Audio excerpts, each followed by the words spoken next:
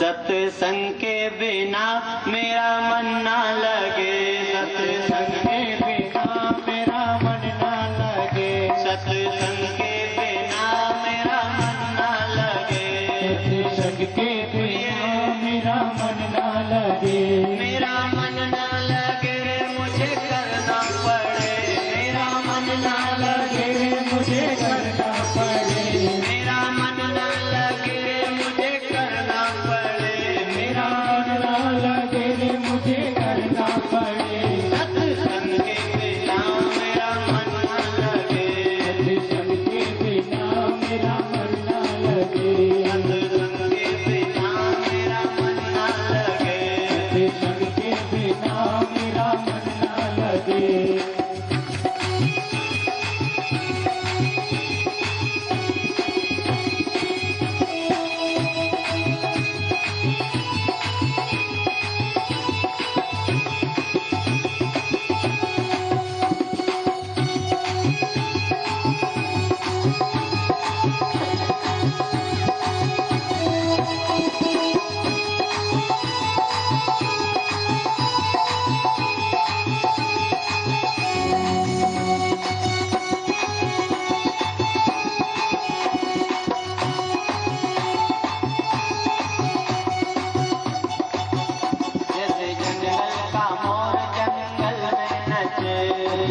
जंगल का मोर जंगल में नचे, जैसे जंगल का मोर जंगल में नचे, जैसे जंगल का मोर जंगल में नचे, मेरे मन का मोर सत्संग में नचे, मेरे मन का मोर सत्संग में नचे, मेरे मन का मोर सत्संग में नचे, मेरे मन का मोर सत्संग में नचे, सत्संग के बिना मेरा मन ना लगे, सत्संग के बिना मेरा मन ना लगे, सत्संग के बिना मेरा मन ना लगे, सत्संग के बिना मेरा मन ना लगे, मेरा मन ना लगे रे मुझे करना पड़े, मेरा मन ना लगे रे मुझे करना पड़े, मेरा मन ना लगे रे मुझे करना पड़े, मेरा मन ना लगे रे मुझे करना पड़े, सत्संग के बिना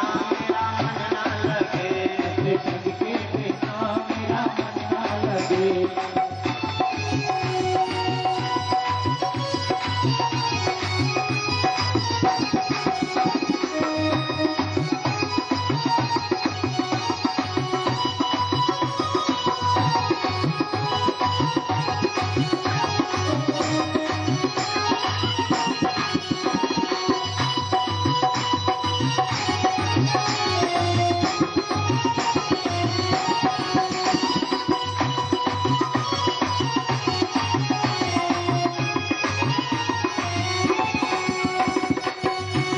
मीठी मीठी ताली बजाना ईमानदारी से, और 2 दिन की बात है। जैसे लकड़ी की नाव पानी में चले, जैसे लकड़ी की नाव पानी में चले, जैसे लकड़ी की नाव पानी में चले, जैसे लकड़ी की नाव पानी में चले, मेरे मन की नाव सत्संग में चले, मेरे मन की नाव सत्संग में चले, मेरे मन की नाव सत्संग में चले, मेरे मन की नाव सत्संग में चले, सत्संग के बिना मेरा मन ना लगे, सत्संग के बिना मेरा मन ना लगे, सत्संग के बिना मेरा मन ना लगे, सत्संग के बिना मेरा मन ना लगे, जैसे लोहे का ताला चाबी से खुले, जैसे लोहे का ताला चाबी से खुले, जैसे लोहे का ताला चाबी से खुले, जैसे लोहे का ताला चाबी से खुले, मेरे हृदय का ताला सत्संग में खुले, मेरे हृदय का ताला सत्संग में खुले, मेरे हृदय का ताला सत्संग में खुले, मेरे हृदय का ताला सत्संग में खुले। ईमानदारी से हाथ उठाना, सब ऊपर उठाना, और भगवान के भक्त हो। अच्छा, भगवान के भक्त की स्पष्टता दे दें, जो आपका नियम है पूजन का, पाठ का, माला का, दान का, सेवा का, तीर्थ का, व्रत का, तपस्या का, जो भी आपको अच्छा लगता है, रोज का नियम है, और किसी दिन वो ना कर पाओ तो किसी का और काम में आपका मन ना लगे तो समझना हम भगवान के पक्ष के भगत हैं। और अगर आप विचार करो कि आज नहीं कर पाए तो कोई बात नहीं, कल देखें, 8 दिन बाद देखें, तो भक्त नहीं है, फिर कम भक्त हैं, टाल रहे हैं। बात हुई थी ना चाय की, कईयों की आदत रहती सुबह सुबह अगर चाय ना मिले तो दिन भर माथा दुखे आधा। होता है ना कई लोगों के साथ, ईमानदारी से बोलना होता है। ऐसा नियम होना सत्संग का, भजन का, कि जिस दिन ना कर पाओ तो किसी और काम में आपका मन ना लगे, तब अपने आप को भगवान का भक्त कहना, नहीं तो कोई अधिकार नहीं है कहलाने का कि हम भगवान के भक्त हैं। तो अब खुद देखना हमारा जो नियम है, और भी कोई कमी रही हो, ताला लगा के कोई कमी अंदर दबा के रखी है, काहे की, लोभ की, लालच की, क्रोध की, ईर्ष्या की, जलन की, तो वो ताला खोल के और सब कचरा बाहर फेंक दो और मन को निर्मल करो, और फिर निर्मल मन जन सो मोहि पावा। जिसका मन निर्मल, उसको भगवान की कृपा मिलती है, ये पक्का है। और मन निर्मल कहाँ होता है? जैसे कपड़ा गंदा हो जाए तो साबुन लगाओ, कपड़ा साफ।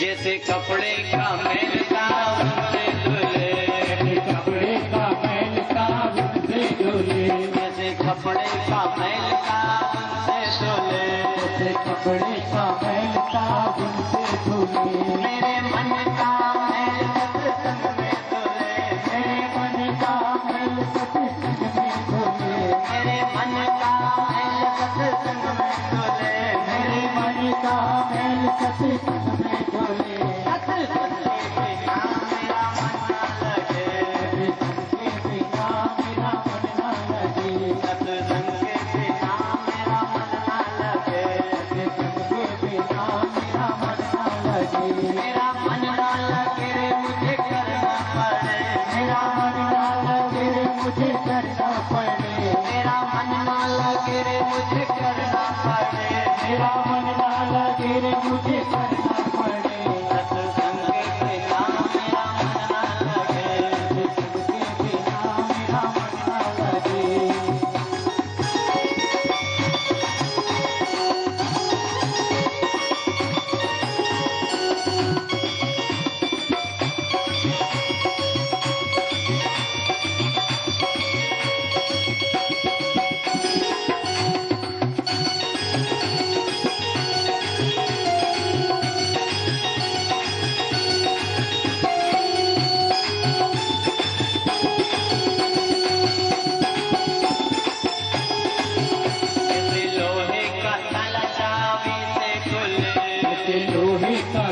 चाबी से खुले, जैसे लोहे का ताला चाबी से खुले, जैसे लोहे का ताला चाबी से खुले, मेरे हृदय का ताला सत्संग में खुले, मेरे हृदय का ताला सत्संग में खुले, मेरे हृदय का ताला सत्संग में खुले, मेरे हृदय का ताला सत्संग में खुले।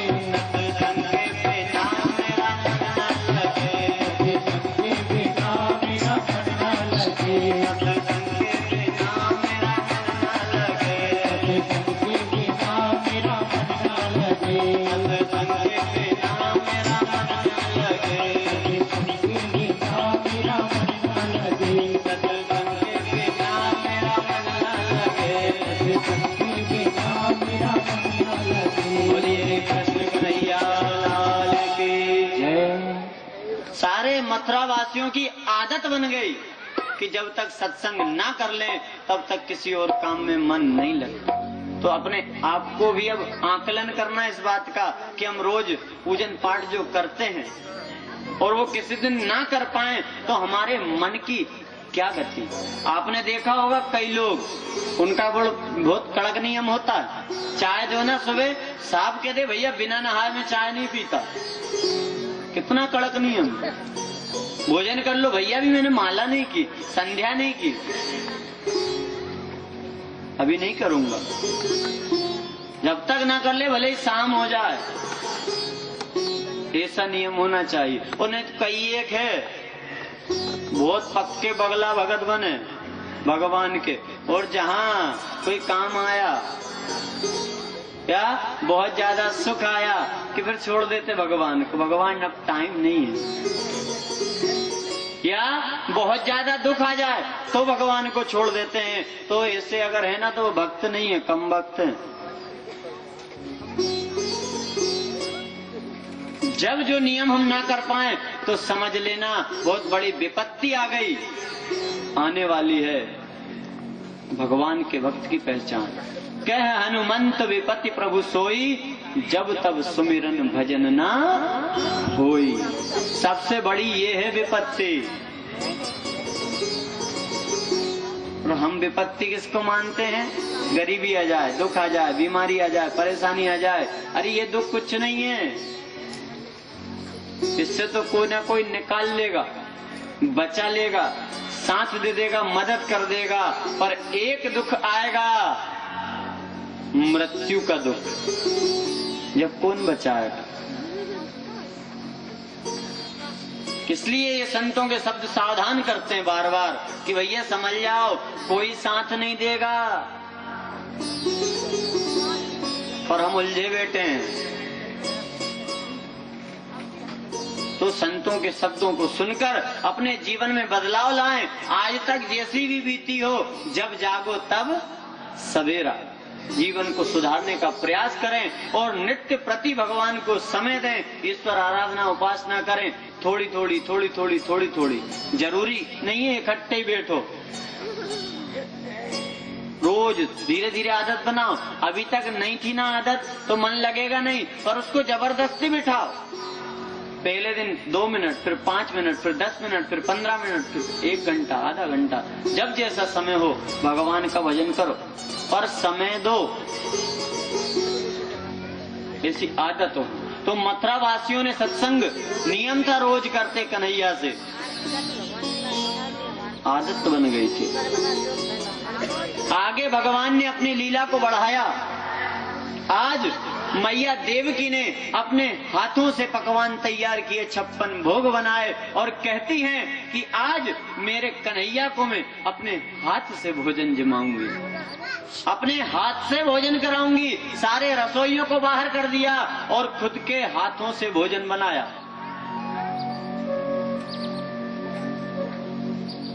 क्यों? 11 वर्ष 56 दिन बाद मेरा कन्हैया मुझे मिला।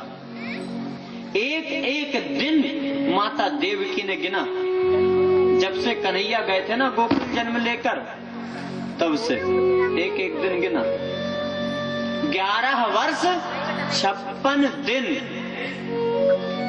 अपने हाथों से पकवान तैयार किए और थाली लगाकर कन्हैया के कक्ष में माता देवकी जाती हैं। देखा कन्हैया उदास मुंह लटकाए बैठे हैं, तो माता देवकी जाकर कहती है, लाला भोजन जीम ले, भोजन कर ले। इतना सुना कि कन्हैया की आंखों से आंसुओं की धार बहने लगी और माँ देवकी पास में आई। क्या हुआ? तो कन्हैया खड़े हुए और अब माँ के गले लग गए और जोर जोर से रोने लगे। जब ये देखा तो माता देवकी घबरा गई कि आखिर हुआ क्या बेटा, बता तो।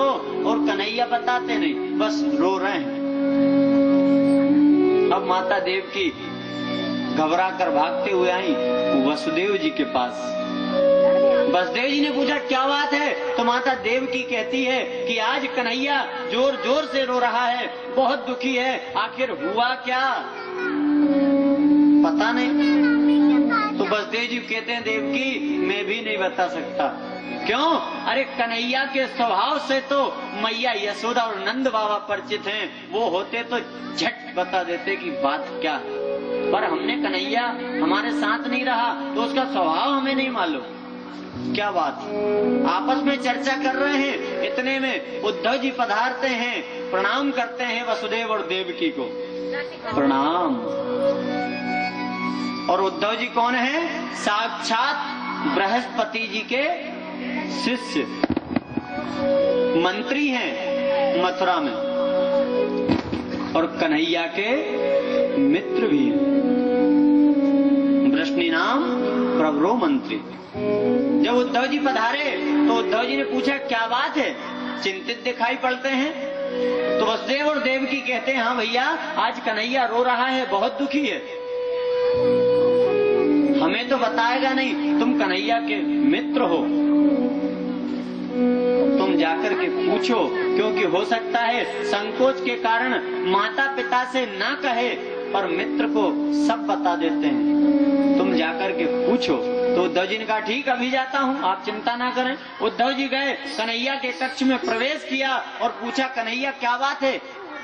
इतना सुना और कन्हैया ने अब उद्धव जी को भी गले से लगा लिया और जोर जोर से रो रहे हैं। उद्धव जी ने पूछा आखिर बात क्या है, बताओ तो हम हल ढूंढे।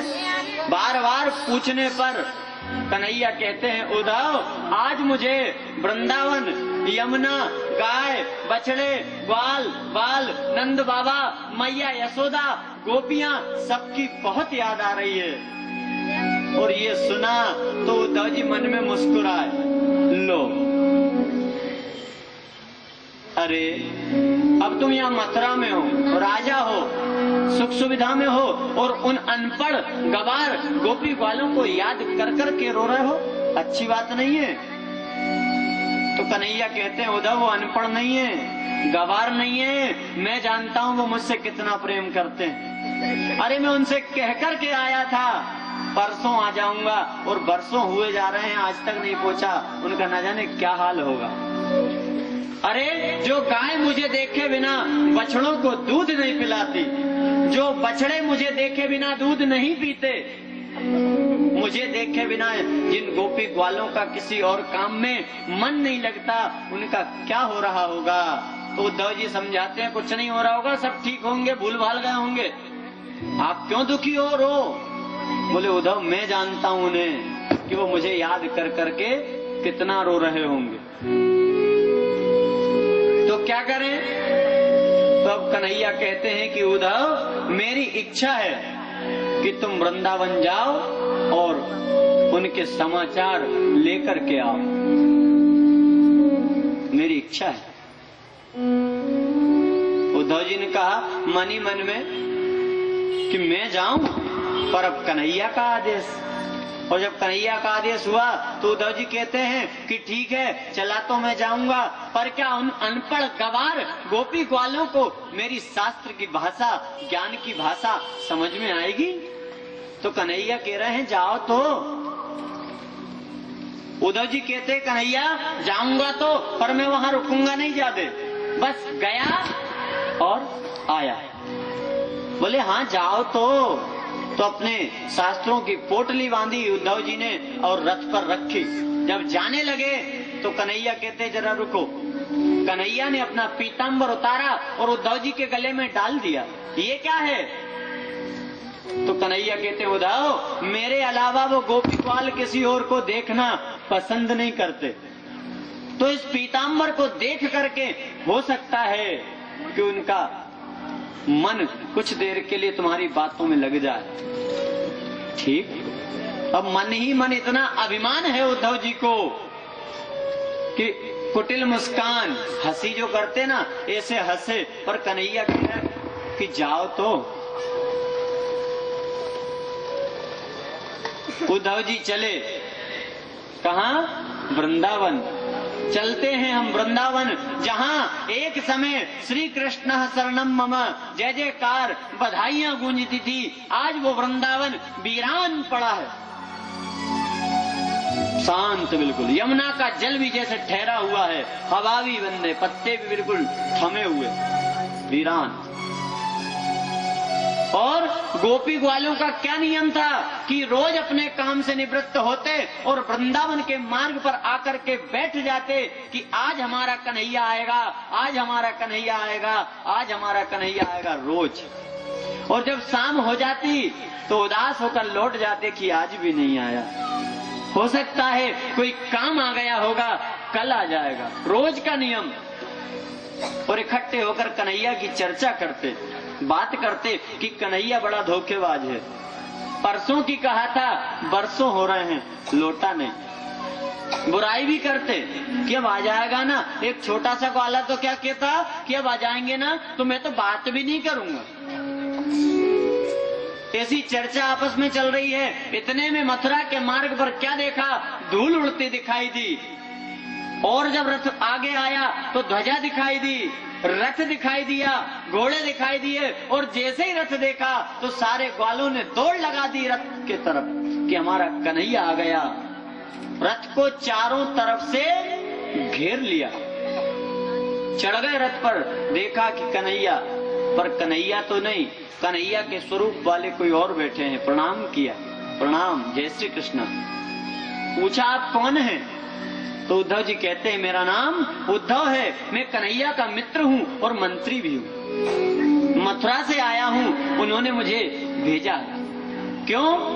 आपके हालचाल जानने, समाचार लेने। जब ये सुना तो ग्वालवाल प्रसन्न हो गए। देखो रे, हम तो सोचते थे कि कन्हैया वहां पहुंचकर सुख सुविधा में उलझ करके हमें भूल गया होगा, पर हमें याद करता है कन्हैया। खुश हो गए ग्वालवाल। उद्धव जी क्या कह रहे, याद करता है? जब मैं आया ना तो रोता हुआ छोड़ के आया। अच्छा, इतना याद करता है। प्रसन्न हो गए ग्वालवाल और कहते हैं उद्धव अब जाकर के कहना कि कन्हैया रोए नहीं। याद तो हम करते हैं पर दुखी कन्हैया ना। इतना प्रेम कन्हैया से। उद्धव जी ने जब ग्वालों का इतना प्रेम देखा तो उनकी हिम्मत नहीं हुई कि पांव में पादुका पहनकर उस भूमि पर पैर रख दे। रथ के अंदर ही पादुकाओं को छोड़ा। उस भूमि को प्रणाम करके उद्धव जी रथ से नीचे उतरे। अब ग्वालों से पूछते हैं कि भैया मुझे नंद बाबा मैया यशोदा से मिलना है, तो नंद भवन का पता तो बताओ। ये सुना तो सारे ग्वाल कहते हैं एक स्वर में कि उद्धव उनके घर का पता पूछने की तुम्हें आवश्यकता नहीं है। क्यों? जरा नीचे देखो। उद्धव जी ने नीचे देखा तो क्या, एक जल की नाली बहती हुई चली जा रही है, पनारा। इसके किनारे किनारे चले जाओ, तुम नंद भवन पहुंच जाओगे। क्यों? ये क्या है? अरे ये कोई साधारण जल नहीं है। नंद बाबा मैया यशोदा, लाखों गोपियां, ग्वाल कन्हैया को याद कर कर के रो रहे हैं और उनके आंख के आंसू बह कर के इकट्ठे हुए और इकट्ठे होकर के बहकर आ रहे हैं पनारी के रूप में, नाली के रूप में। इसके किनारे किनारे चले जाओ। इतना प्रेम जब सुन रहे हैं उद्धव जी कन्हैया के प्रति तो धीरे धीरे इनके ज्ञान के ऊपर जो अभिमान की जंग लगी हुई है वो छटने लगी कि इतना प्रेम। प्रणाम किया उस भूमि को और किनारे किनारे चलकर आए नंद भवन के द्वार पर। देखा नंद बाबा मैया यशोदा बैठे हैं, आंखों से दिखाई नहीं देता, कानों से सुनाई देता नहीं देता। ग्वालवाल घेर करके खड़े हैं, आकर के प्रणाम करते हैं। उद्धव जी प्रणाम। एक बार बोला प्रणाम, दो बार बोला तो अब ग्वालवाल कहते हैं भैया जरा जोर से बोलो। क्यों? अरे कन्हैया को याद कर करके ना तो ये समय पे खाते हैं, ना सोते हैं, ना पीते हैं। याद कर करके इतना रोते हैं, आंखें फोड़ ली, शरीर सूख के लकड़ी हो गया है, कानों से सुनाई नहीं देता। जोर से बोलो। तो उद्धव जी ने जोर से बोला प्रणाम। और जब उद्धव जी ने जोर से बोला ना प्रणाम तो अब मैया यशोदा क्या कहती हैं? चुप। अब घबरा गए उद्धव जी, हुआ क्या? तो माँ यशोदा कहती है भैया मैं हाथ जोड़कर कहती हूँ आप शोर मत मचाओ सब। क्यों? मेरा कन्हैया सो रहा है, मुश्किल से सोया है। यदि जाग गया तो बहुत पचाएगा, परेशान करेगा, शोर मत मचाओ। उद्धव जी ने सुना तो पूछा कहाँ है कन्हैया? तो यशोदा माँ कहती है पालने में सो रहा है। जब ये सुना तो आश्चर्य हुआ। फिर क्या किए? नहीं है माँ, कहाँ है? तो यशोदा माँ कहती क्या मैं झूठ बोल रही हूँ? मेरी बातों पर विश्वास नहीं होता? चलो मेरे साथ। हाथ पकड़ा उद्धव का और नंद भवन में भीतर ले गई। पालने की तरफ इशारा किया, पर जैसे ही देखा कि पालना खाली है तो यशोदा मूर्छित होकर धड़ाम से गिर पड़ी। नंद बाबा आए, जल छिड़का। जब मूर्छा खुली तब तो रोती है कन्हैया को याद कर करके। और उद्धव जी समझा रहे हैं कि मैया रो मत, आपका कन्हैया अच्छा है, स्वस्थ है, व्यस्त है, मस्त है।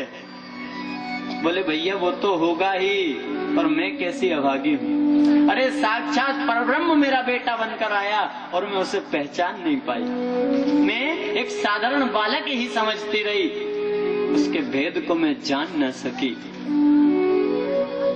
अरे मुझसे किस्मत वाला तो वो कौवा था। कौन सा? धूरी धरे अंग सोहत श्याम जू, कैसी बनी सिर चुनर चोटी। खेलत खात फिरे अंगना पग, पैजनी बाचत पीरी कछोटी। या छवि को रस खान बिलोकत, वारत काम कला निधि कोटी। काग के भाग बड़े सजने, हरी हाथ से ले गयो माखन रोटी। अरे मुझसे किस्मत वाला तो वो कौवा था जो कन्हैया के हाथ से माखन रोटी छीन कर ले गया। उस प्रसाद को उसने खाया। कन्हैया की लीलाओं को सुना रही हैं मैया यशोदा कि एक बार कन्हैया छोटा था, माखन रोटी खा रहा था, आंगन में खेल रहा था। इतने में कौवा आया और लाला के हाथों से उस रोटी को छीनकर भाग गया। तो कन्हैया ने हाथ में छड़ी उठाई और कहता है, मैया इस कौवे से मैं युद्ध करूंगा। क्यों? इसने मेरी रोटी छीनी है। लीलाओं को याद कर रही है यशोदा माँ, रो रही हैं। तो उद्धव जी समझाते हैं, माँ मत रो। कन्हैया ठीक है, अच्छा है, समझाया कि अब जो समय बचा है उसे उस परमात्मा की आराधना में लगाओ, उपासना करो, भजन करो। समझाया। रात्रि भर चर्चा की कन्हैया की। कब आएगा कन्हैया? तो बोले मैया भी व्यस्तता इतनी है कि नहीं आ पाए, पर आएंगे। अच्छा। रात भर विश्राम, चर्चा। सुबह तैयार हुए। उद्धव जी कहते हैं कि मुझे वापस मथुरा जाना है, पर मथुरा जाने के पहले कन्हैया ने कहा है कि गोपियों से भी मिलकर आना। कहाँ मिलेंगी गोपियां?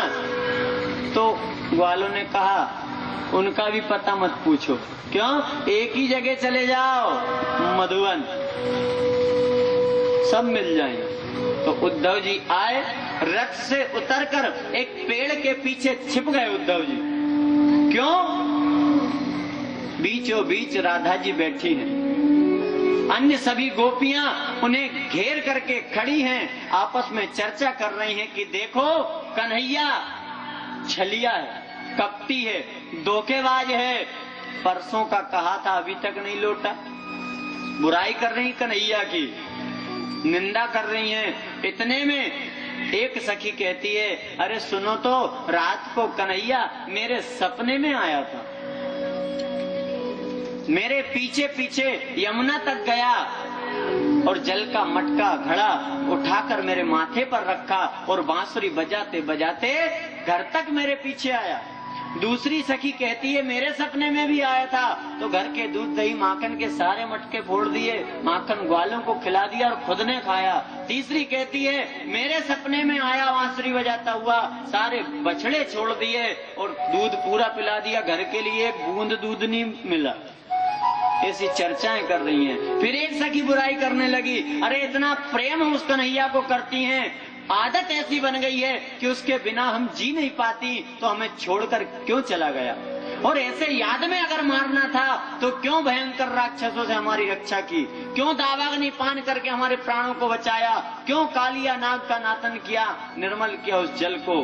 क्यों हमारे प्राण बचाए? ऐसे मारना था तो। धोखेबाज, कपटी है, बुराई कर रही। इतने में भौरा उड़ता हुआ आया। भौरे को देखकर एक गोपी कहती, अरे चुप हो जाओ। क्यों? कन्हैया भी काला है और ये भौरा भी काला है, और हो सकता है इस भौरे को कन्हैया ने भेजा हो। तो भौरे ने भी कहा, सही तो बात है, बुराई क्यों करो मेरे कन्हैया की? ये सुना ना तो गोपियों को क्रोध आ गया, अरे चुप, इतना प्रेम हम कन्हैया से करती हैं कि इतना अधिकार हमारा है, हम डांट भी सकती हैं, बुराई भी कर सकती हैं, डरा भी सकती हैं, इतना प्रेम हम कन्हैया से करती हैं। पर बाद में हाथ जोड़कर भौरे से प्रार्थना करती हैं कि हे भौरे, ये सब बातें जाकर के कन्हैया से ना कहना। क्यों? उसे यदि पता लगा तो उसे दुख होगा, और हमारे कारण अगर कन्हैया को दुख हो तो इससे बेहतर है कि हमारे प्राण निकल जाए।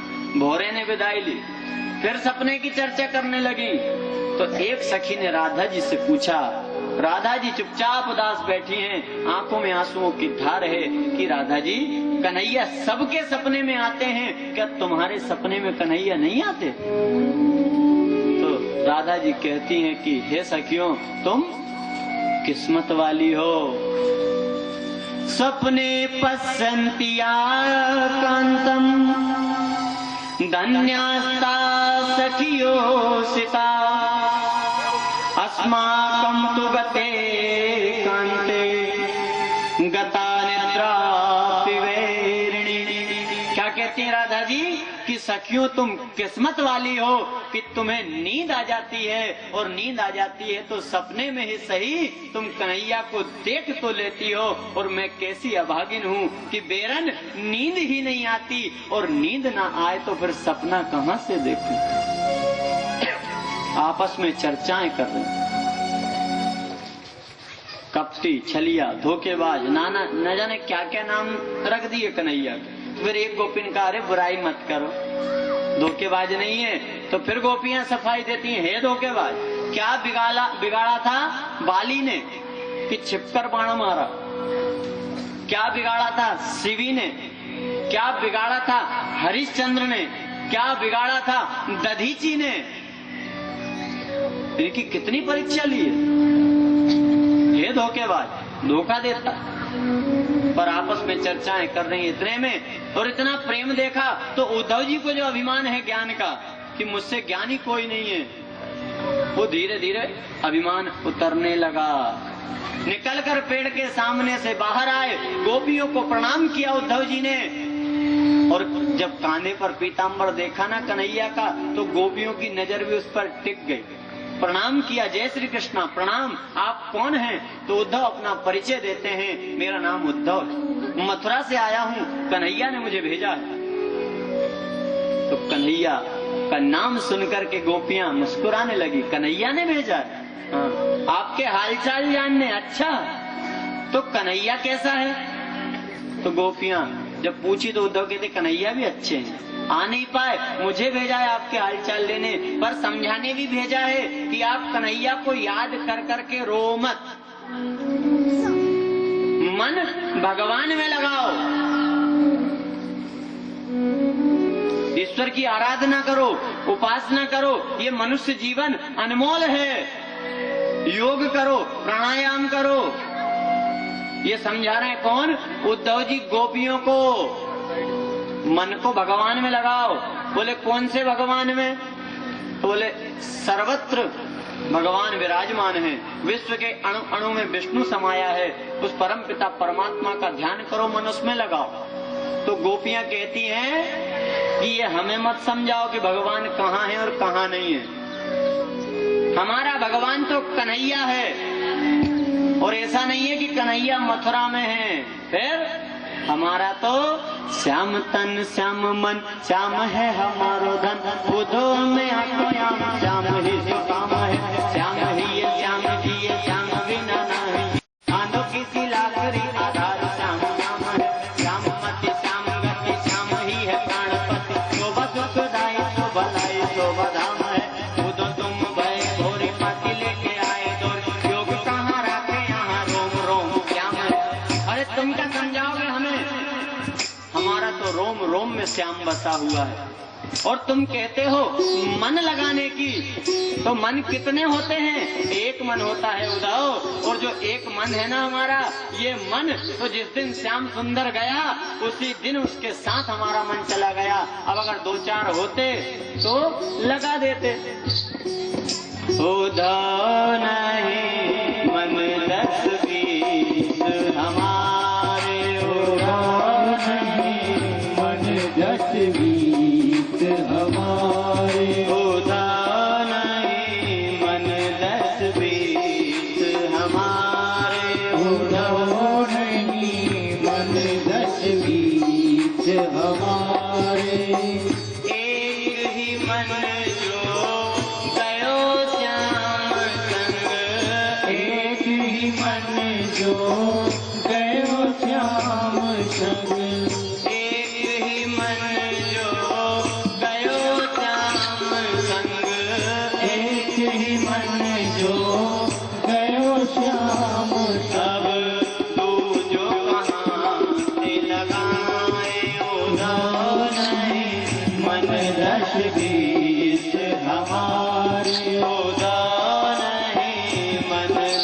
बीस हमारे। उदार नहीं मन दस बीस हमारे। उदार नहीं मन दस बीस हमारे। उदार नहीं मन दस बीस हमारे। हे उद्धव, मन एक होता है और वो मन शाम के साथ चला गया। अब 2 4 10 होते तो और भी लगा देते, एक ही तो मन है, अब कहाँ लगाएं? समझा रहे हैं बार बार उद्धव जी, पर गोपियां मानने को तैयार नहीं। और अंत में गोपियों ने कह दिया, उद्धव अगर ये फालतू की बात करना है तो अपने ये पोथी पत्रे बांधो और निकलो, हमें मत समझाओ। जब ये सुना तो उद्धव जी को भी थोड़ा सा क्रोध आने लगा। तो उद्धव जी समझाते हैं, अरे ऐसा उसमें है क्या, काला, माखन चोर, नटखट, छलिया, और अगर उसे तुम्हारी चिंता होती तो क्या छोड़कर जाता, इतनी दूर जाकर के रह रहा है, और उसमें आखिर ऐसा है क्या जिसे याद कर करके रो। जब ये सुना तो भाव से गोपियां कहती हैं कि उद्धव वो खुद नहीं जानते वो कितने प्यारे हैं, पर जान है हमारी, हमें जान से प्यारे हैं। दूरियों के होने से कोई फर्क नहीं पड़ता, वो कल भी हमारे थे और आज भी हमारे हैं। और तुम कहते हो रोने की बात, तो ये आंसू भी ऐसे ही नहीं बह रहे। हम अपनी पीड़ा, अपना दुख किसी को ना बताएं, अपने मुख को तो हम बंद रख लें, पर ये आंसू सब कह देते हैं। मन की बात तो ये आंसू कहते हैं, ये चुप रहते हैं मगर फिर भी बहते हैं। और इन आंसुओं की किस्मत तो देखिए, ये उन्हीं के लिए बहते हैं जो आंखों में रहते हैं। उद्धव ये जो आंसू बरस रहे हैं ना, ये क्या है? गोपालो जल के अखियन में, गोपालो जल के अखियन में, गोपालो जल के अखियन में, गोपालो जल के अखियन में, नंदलालो जल के अखियन में, नंदलालो जल के अखियन में, नंदलालो जल के अखियन में, नंदलालो जल के अखियन में, गोपालो जल के अखियन में, गोपालो जल के अखियन में, मोर मुकुट पीतांबर सोहे, मोर मुकुट पीतांबर सोहे, मोर मुकुट पीतांबर सोहे, मोर मुकुट पीतांबर सोहे, घूंघर वाले बालों में, घूंघर वाले बालों में, घूंघर वाले बालों में, घूंघर वाले बालों में, नंदलालो जल के अखियन में, नंदलालो जल के अखियन में, नंदलालो जल के अखियन में, नंदलालो जल के अखियन में, गोपालो जल के अखियन में, गोपालो जल के अखियन में।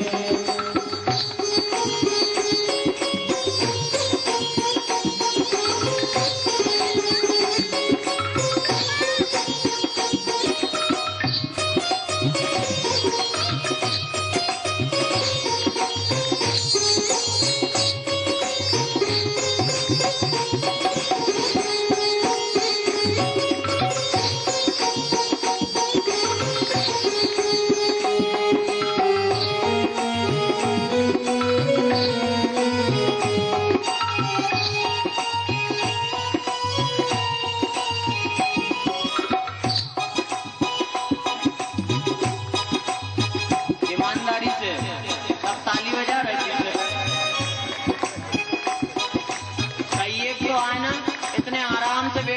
पर्दे पे चल रही है 3 घंटे की फिल्म, सब दिखे, क्योंकि इतनी ज्यादा भीड़ भी नहीं है कि पीछे क्या ना दिखे।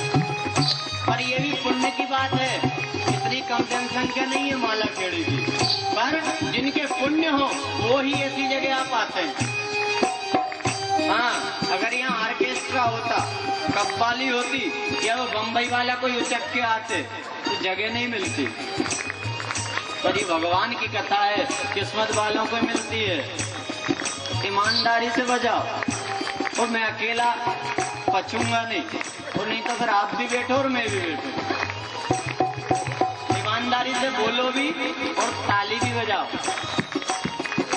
कांध कमलिया में हाथ मुरलिया, कांध कमलिया में हाथ मुरलिया, कांध कमलिया में हाथ मुरलिया, कांध कमलिया में हाथ मुरलिया, कुंडल जल के कानों में, कुंडल जल के कानों में, और कुंडल जल के कानों में, और कुंडल जल के कानों में, नंदलालो जल के अखियन में, नंदलालो जल के अखियन में, नंदलालो जल के अखियन में, नंदलालो जल के अखियन में, गोपालो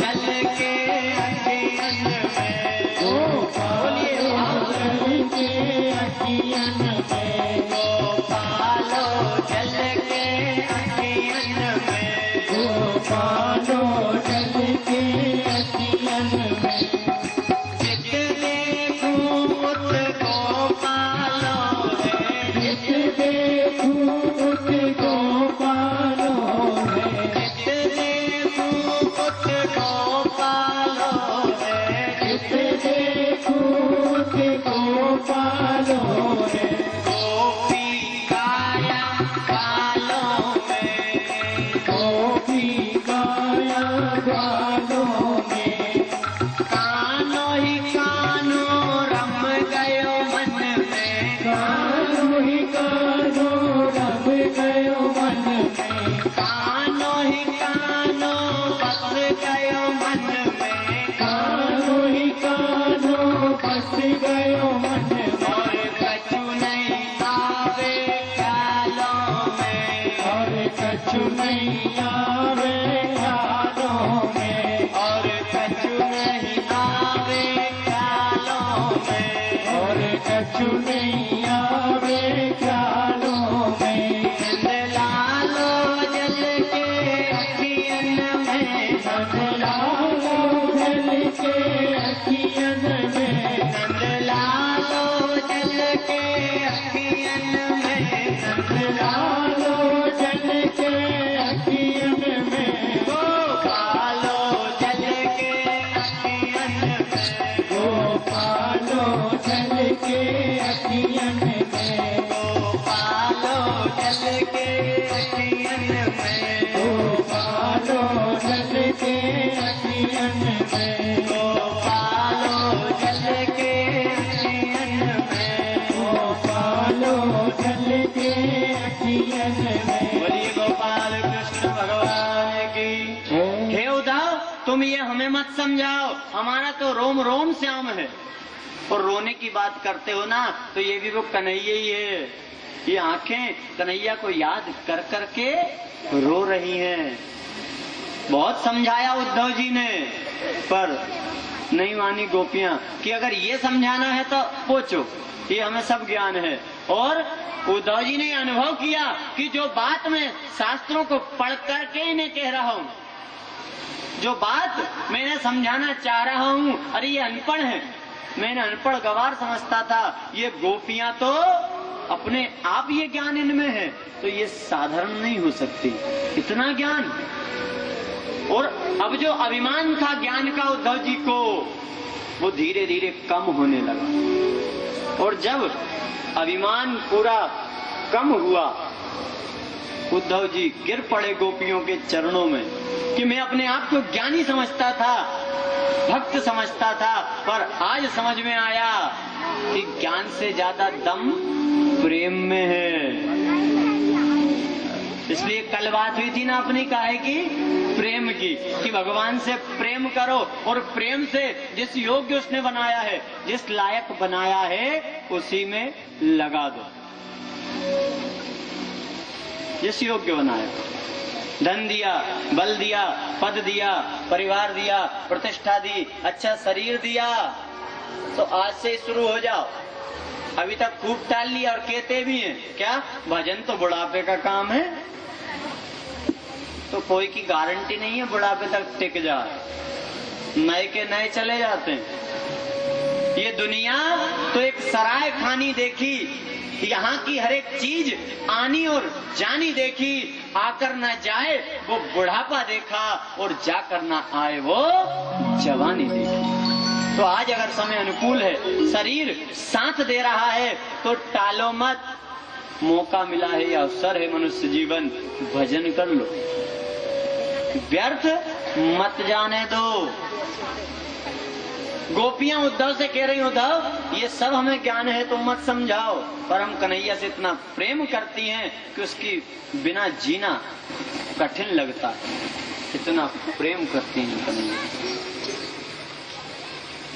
बार बार बार बार ऐसा सत्संग जब उद्धव जी ने किया तो पूरा अभिमान दूर हुआ, चरणों में गिर पड़े, प्रणाम किया, गोपियों के चरणों की रज अपने मस्तक से लगाई और लौटकर मथुरा में आए। और जब भगवान को यह समाचार मिला क्या कि उद्धव जी लौटकर आए, तो कन्हैया नंगे पैर दौड़ करके आए और उद्धव को आज बड़े प्रेम से गले से लगा लिया।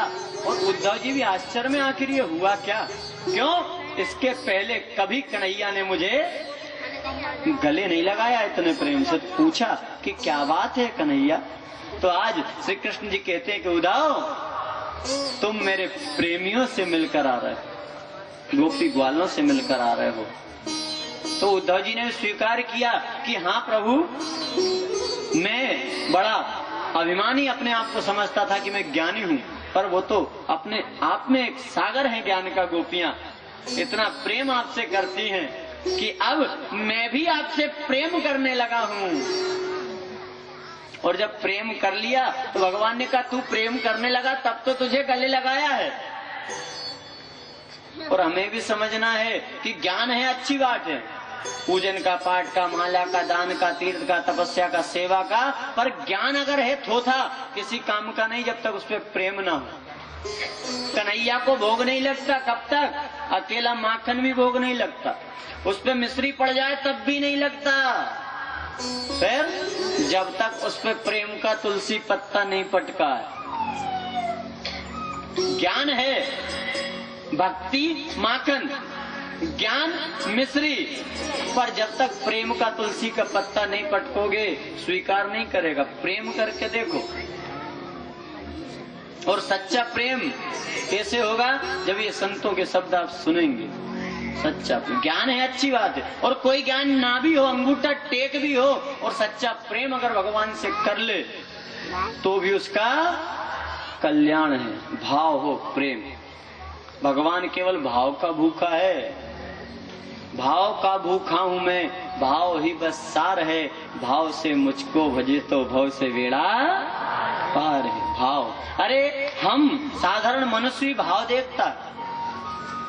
जब फसल बेचना हो किसान को तो रोज पेपर पढ़े, रोज फोन कर करके रेट ले मंडी के, भैया क्या भाव है, क्या भाव है। और जैसे ही पता लगे भाव बड़ा, पटको, क्यों, भाव बड़ा है।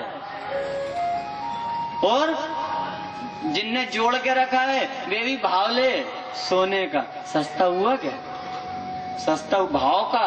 बात भाव की है तो भगवान भी भाव देखता है, भाव बड़ा कि भगवान हाल अर्जी। प्रेम भाव, तो ज्ञान है अच्छी बात है, ना हो अभी तक टाला, अब मत टालना। जैसे हो अनपढ़ भी हो ना, बिल्कुल बूढ़े हो गए तो भी जैसे हो भगवान के सामने चले जाओ, भगवान ऐसा हूं और आपके भरोसे हूं, पर प्रेम से। सौंप दो भगवान को। सच्चा प्रेम। कोई दुख हो, तकलीफ भी अगर होना तो अब संसार के सामने मत रोना। ये संसार की आदत है। क्या आप अपने दुख सुनाने बैठो ना, रोना रोने, तो बेबी रो रो के पूछे, अच्छा, अरे रे बहुत बुरी बात है, अच्छा, और आप जैसी पलटे तो फिर हंस हंस के दूसरे को सुना। ये संसार की आदत है। पर भगवान को अगर सुनाओ ना आप, तो भगवान की एक कमजोरी है, जो नया है उनको बता दे। भगवान हो सकता है माला से खुश ना हो, भोग से खुश ना हो, बील पत्ती से खुश ना हो, फल से खुश ना हो, दक्षिणा से प्रसन्न ना हो, पर भगवान की एक कमजोरी है। क्या? कि भगवान अपने सच्चे भक्त की आंखों में आंसू नहीं देख सकता। कमजोरी है। छाती फट जाए भगवान की, पर सच्चे भगत की हो। बगला भगत की नहीं, 24 घंटा रो तो कोई फर्क नहीं पड़ता। नहीं तो भागवत जी में कहिए, रो दो भगवान के सामने, सुन ले। सच्चे भक्त। तो कोई दुख तकलीफ होना तो अब कहीं मत रोना, अब तो भगवान के सामने रोना, और जाकर के कह देना, भगवान कुछ भी नहीं है, जैसा हूँ आपके सामने हूँ, रा करके आपको समर्पित हो गया। और लाया क्या? कभी भगवान धोखे से पूछ ले, लाया क्या? तो फिर भाव से कह देना, प्रेम से, क्या? 2 आंसू बचा कर लाया हूँ, अर्पण तुझको करने के लिए 2 आंसू बचा कर लाया हूँ, अर्पण तुझको करने के लिए 2 आंसू बचा कर लाया हूँ, अर्पण तुझको करने के लिए 2 आंसू बचा कर लाया हूँ, अर्पण तुझको करने के लिए बड़ी दूर से चल कर आया हूँ, मेरे कान तेरे दर्शन के लिए, बड़ी दूर से कर आया हूँ, मेरे कान तेरे दर्शन के लिए, मेरे कान तेरे दर्शन के लिए। एक फूल गुलाब का लाया हूँ, अर्पण तुझको करने के लिए। एक फूल गुलाब का लाया हूँ, अर्पण तुझको करने के लिए। ना हीरे मोती सोना है, ना धन दौलत की थैली है, ना धन दौलत की थैली है, ना धन दौलत की थैली है, ना धन दौलत की थैली है। 2 आंसू बचा कर लाया हूँ, अर्पण तुझको करने के लिए 2 आंसू बचा कर लाया हूँ, अर्पण तुझको करने के लिए।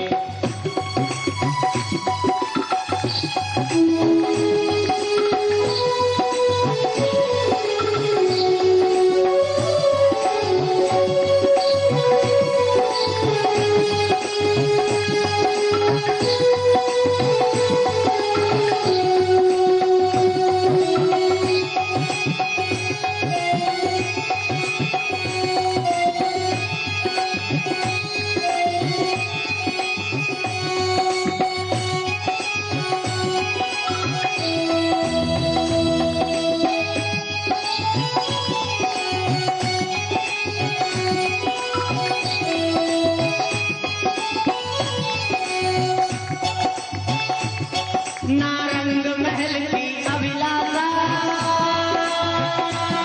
ना इच्छा महल अटारी की, ना इच्छा महल अटारी की, ना इच्छा महल अटारी की, ना रंग महल की अभिलाषा, ना इच्छा महल अटारी की, ना इच्छा महल अटारी की, ना इच्छा महल अटारी की, ना इच्छा महल अटारी की। चरणों में जगह दे दो थोड़ी, मुझे जीवन भर रहने के लिए। चरणों में जगह दे दो थोड़ी, मुझे जीवन भर रहने के लिए। चरणों में जगह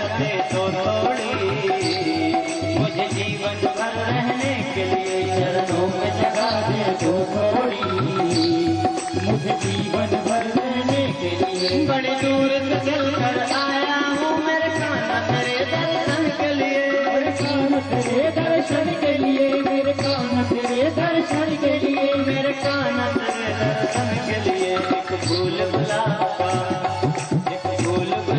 का लाया हूँ अर्पण तुझको करने के लिए, एक फूल गुलाब का लाया हूँ अर्पण तुझको करने के लिए। बोलिए कृष्ण कन्हैया लाल की। तो अब रो तो संसार के सामने मत रोना, फिर भगवान के सामने रोना। और रोना तो चाहिए ही नहीं वैसे तो, जो दुख है ना मन में ही कह लो बस कि भगवान ऐसी ऐसी बात, उससे कहने की आवश्यकता नहीं है। और जो फूल अपन बता रहे हैं ना गुलाब का, वो कौन सा है? अपना चेहरा। किसी का उतरा मुंह देखो तो पूछ लेते ना कैसा मुंह लटका के बैठा, खुश रहे हो तो कितना अच्छा लगता चेहरा। और जीवन में रह पाए नहीं रह पाए विचार करना, जब फोटो खिंचती है तो वो कैमरे वाला भी के स्माइल, अरे तो जरा से स्माइल, जरा से मुस्कुराने में फोटो अच्छी आ रही है तो जिंदगी भर अगर मुस्कुराओ तो जिंदगी अपने आप अच्छी हो जाएगी। और आप भगवान को फूल चढ़ाते हो तो कैसा? जो खिला हुआ हो, ताजा हो, चढ़ाते ना कि मुरझाया हुआ चढ़ाते? मुरझाया फूल एक तरफ छांट के रख दे तो ऐसे मुरझाया हुआ चेहरा भी भगवान को पसंद नहीं। खिला हुआ हमेशा प्रसन्न रहो, चाहे सुख हो चाहे दुख हो। और ये भगवान के भक्त की पहचान है, सुख हो दुख हो एक जैसा रहेगा, प्रसन्न हमेशा। कल कथा सुनेंगे आप सुदामा जी, इतना दुख था फिर भी कन्हैया ने पूछी थी ना कि भैया क्या हाल है? बोले चकाचक, ये नहीं कि भूखे मर रहा है।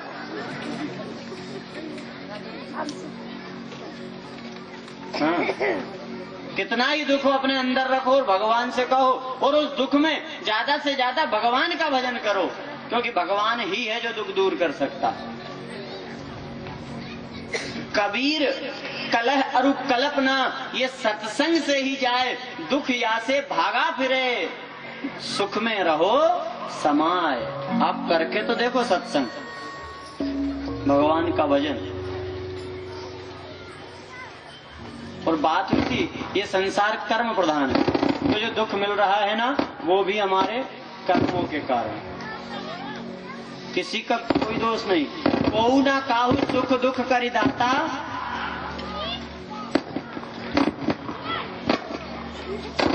कहा है ना दुख का वजह कोई भरोसा नहीं।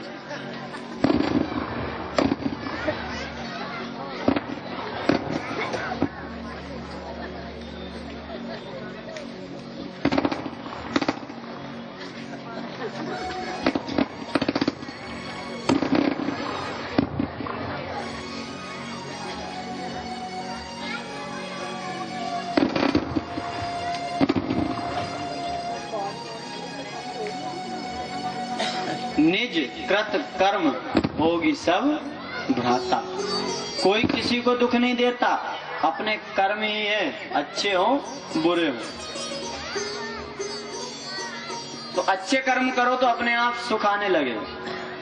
धर्म पर चलो, बड़ों का सम्मान आदर करो, सत्कार करो।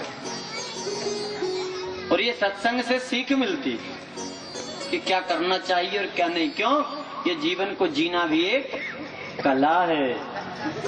उद्धव जी को गले से लगाया भगवान ने, क्यों? कि अब तुम भी मेरे प्रेमी बन गए हो। और उद्धव तुम ज्ञानी थे, अच्छी बात थी, और तुम्हें सुधारने के लिए ही मैंने ये लीला रची, नहीं तो जरा आंख बंद करना।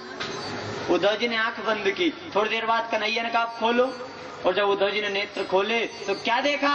बीच में कन्हैया बैठे हैं, बाजू में राधा जी हैं, चारों तरफ गाय बछड़े ग्वाल बाल यमुना सब घेर के खड़े हैं कन्हैया को। तो उद्धव जी आश्चर्य में पड़ गए, प्रभु ये क्या है? तो भगवान ने कहा उद्धव ये मुझसे अलग नहीं है और मैं इनसे अलग नहीं हूं। क्यों? ये मेरे प्रेमी हैं, प्रेम करते हैं मुझसे और मैं इनसे प्रेम करता हूं। तो हमें भी चाहिए कि उस परमात्मा के हम प्रेमी बने। भक्ति है, भाव है, ज्ञान है, अच्छी बात है, पर थोथा ज्ञान किसी काम का नहीं। रूखा ज्ञान किसी काम का नहीं। प्रेम भी होना